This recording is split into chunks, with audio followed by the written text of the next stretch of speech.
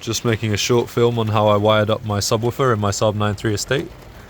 So this is the power wire for it, and it's not hooked up to the battery right now, but I'm just showing you where it goes. So if you look all the way back there, there's a rubber grommet, and in that grommet you just need to slice a small hole and then just force this yellow cable through it. So I just use the Stanley knife. Then I'll show you the other side.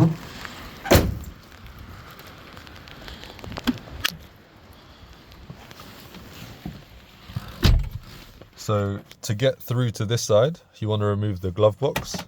So that is just 2 screws up here and 2 screws below it, and they're T30 screws. Then you can just pull this off. That comes off really easily. And you can see in there, just grab a torch.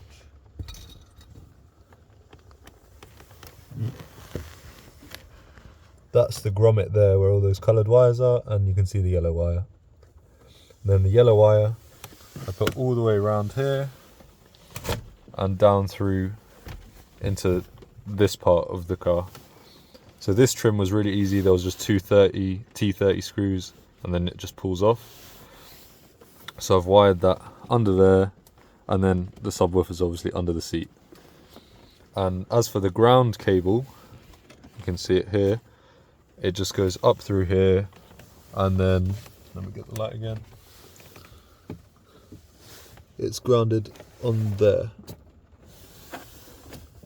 which is where the radio is grounded as well. So once you've got the power in, then you want to get your sound input. So I've taken sound input from the 2 front speakers, but you can also use RCA cables and wire them directly to your head unit if you have an aftermarket one. I just didn't have any RCA cables, so I just wired these instead. What you want to do is route your cable from the subwoofer up through here into behind the glove box, and then round the side here and up into the top there. So the way you access these speakers is you just pull this trim off. You can just use a plastic trim tool.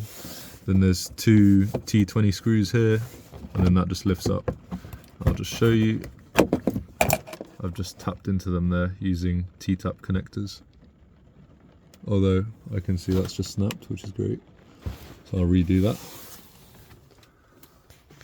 Then the other side, what I did, same thing, just pull the trim off.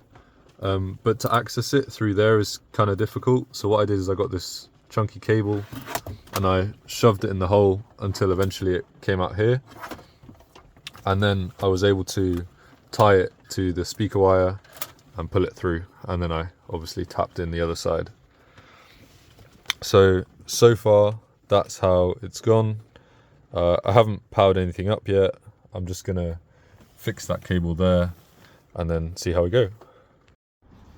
So the line inputs that come from the speakers lead to this, and this came with the subwoofer, and that goes under here. There you can see at the top, so I'm gonna have to plug it into that, and then the power cable is the yellow one that also needs plugging in.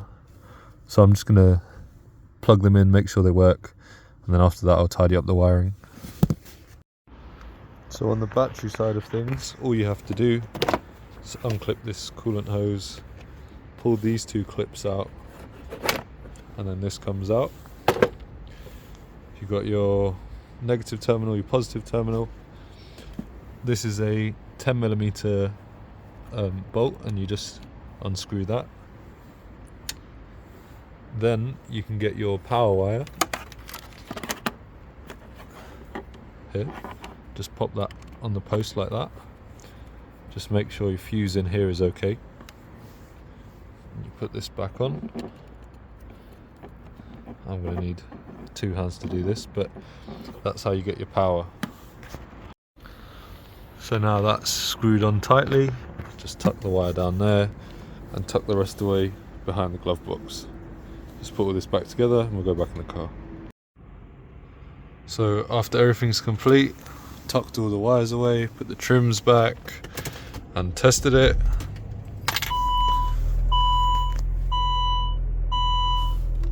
Don't mind that. Typical Saab electronics. Go home, set up, then audio. You can adjust all your subwoofer settings in here. Bass boost and all that sort of stuff. Then I wired the remote into the glove box, so you can change all the bass, the low pass filter and all that sort of stuff from here. Yeah, so that's it. Hope you learned something and you installed it correctly in your car.